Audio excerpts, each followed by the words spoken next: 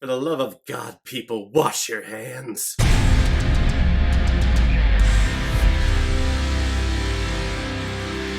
Contagion, released in 2011 and is directed by Steven Soderbergh, who's behind such films like Aaron Brockovich, Traffic, the Ocean's Trilogy, and Magic Mike. That's quite a diverse library of films that he's directed.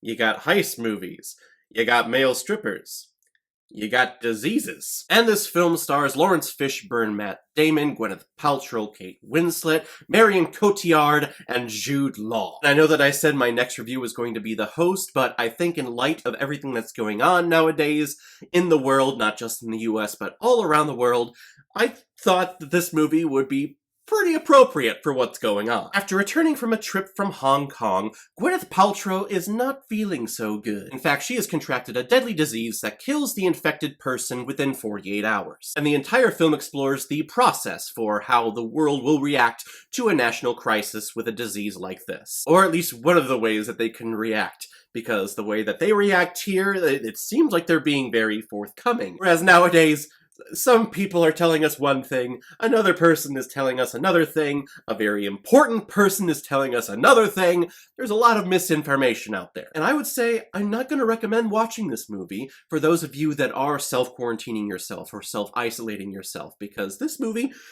can very easily freak you out. I remember it freaked me out back in 2011 when I first saw it. This movie was actually one of the very first digital copies I ever got. You know, back when digital copies were provided with DVDs. You remember that?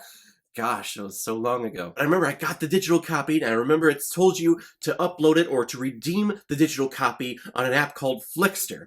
Does everyone remember the app Flickster? It is not around anymore. You talk about something that's glitched and doesn't work. Jesus Christ. Sometimes it did work. For a while there, I gave it a shot. I tried uploading a lot of my digital library to it. But, of course, they ended up being bought out by Movies Anywhere or Vudu or iTunes, whoever it was, one of the better streaming services online. So, yeah, R.I.P. Flickster. You'll never be forgotten, at least by me.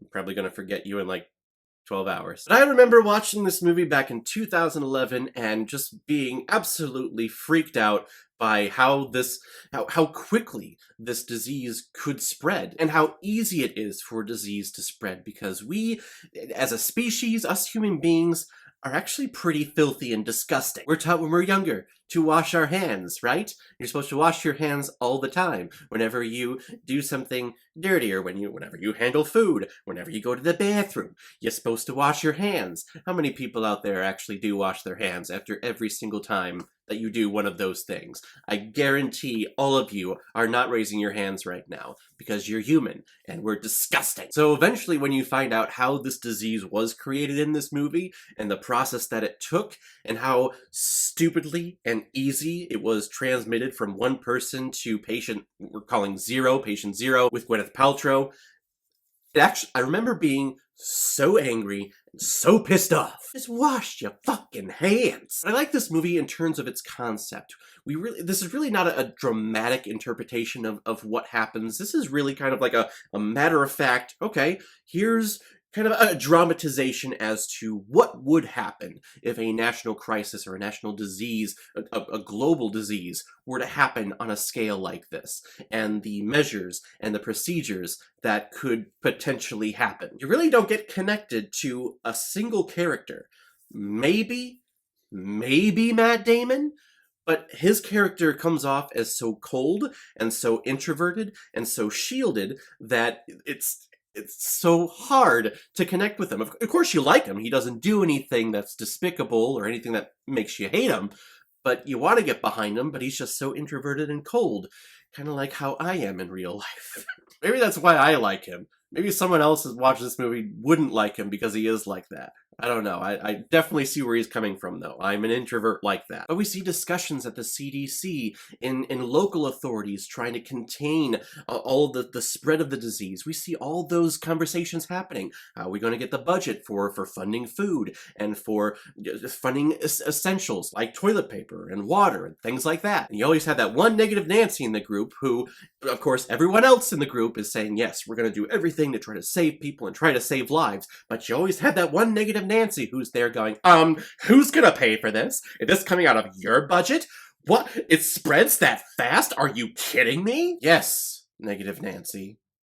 It does. And I'm not. You never find out what happens to her character, but gosh, I hope she contracted it, because we don't need that attitude in this world.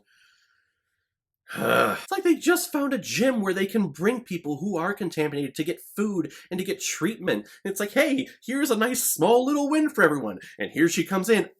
Who's gonna pay for this? Is this your department? Really? I also like that this film doesn't take any punches. Not one person is immune to any, well, now that I say that, there is one person that's literally immune to the disease, but in terms of, like, hey, because you're a big star, you're gonna live through the movie?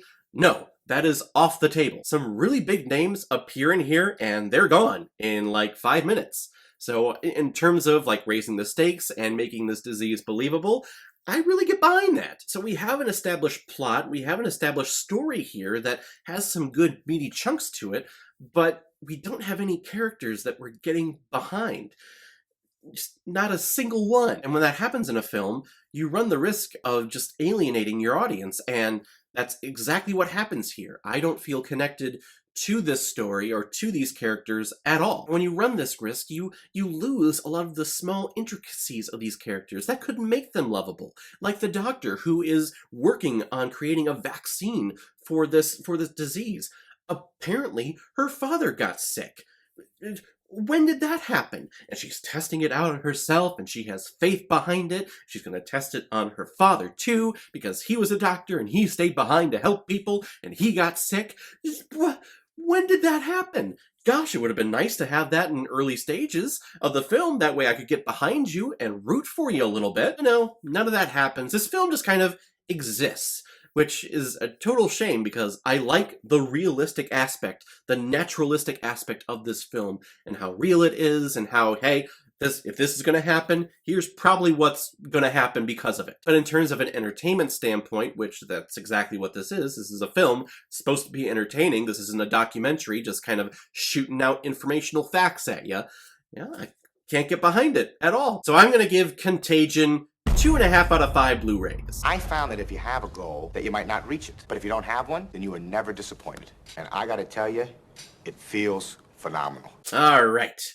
Now that joke is over, we can put those aside, and I promise next time, I know I said it in the last review, but this is what we're going to be doing next. We're going to be doing The Host. I promise. I just wanted to get this review out there, because with everything that was going on, I just kept thinking, gosh, I really want to go back and watch Contagion, because I remember being freaked out and really angry at what was happening then, just as how freaked out and how angry I am at what's going on now. We live in a scary time, and a lot of people are, rightfully so, scared to even go outside, or scared to even order food, something that you need to live. I'm a teacher at a university, and then a couple of weeks ago, out of nowhere, we got emails saying, okay, this is happening, we're moving to online courses. I teach theater.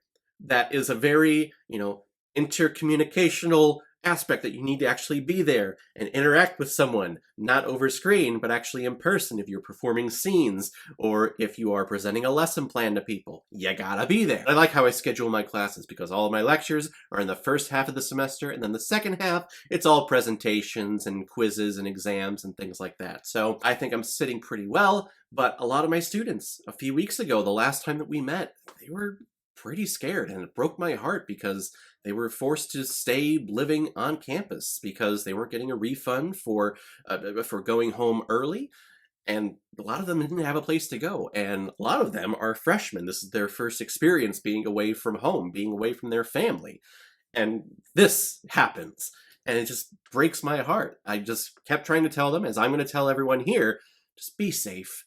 Take care of yourself, self-quarantine yourself, work from home if you can, just like everyone else is telling you.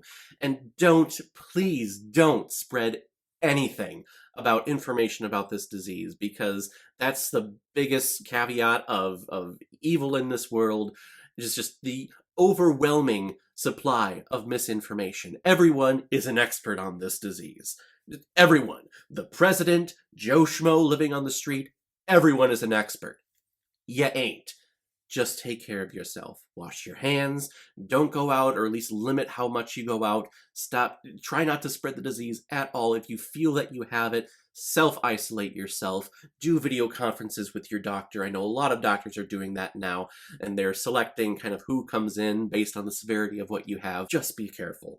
Be safe. And be smart. While you are being safe, and you're being smart, and you're self-quarantining or self-isolating yourself, why not pop on YouTube and watch all of my reviews at Caleb Watches Movie? This is the cheapest plug I've ever done, but I don't care. If any of you have recommendations of films that you want me to review on here, leave your comment below this video, go to my Facebook page, my Instagram, or my Twitter, leave your recommendation there, and if I have access to it, I will watch, review it, and give you a shout out on the channel. So guys, have you seen Contagion? If you have, and you've watched it during, like, this time, I apologize. I shouldn't have recommended it for you. But if you've seen it before, please comment below and let me know what you thought about it. And if you like what you saw here, if you like my take on movies, if you like my reaction to arachnophobia from this past week, if that was hilarious for you, hit the subscribe button. It helps me out with growing this channel. And send your friends, send your family over here. Have them hit subscribe, and have them hit the bell so they know the next time I release my next movie review. So guys, I will see you next time with my review of The Host. So in the meantime, be well, be good to each other, and go watch a movie.